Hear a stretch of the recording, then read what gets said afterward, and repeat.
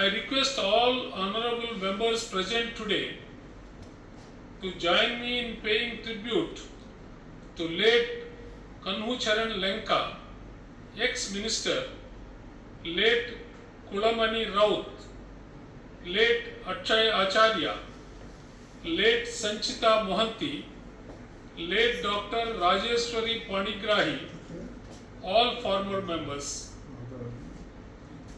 The House may convey our heartfelt condolences to the bereaved families of the departed souls.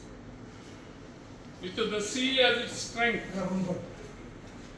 treasures as its depth, forests as its wealth, and rivers as its breath, Odisha stands as a timeless symphony of nature, creature and scripture.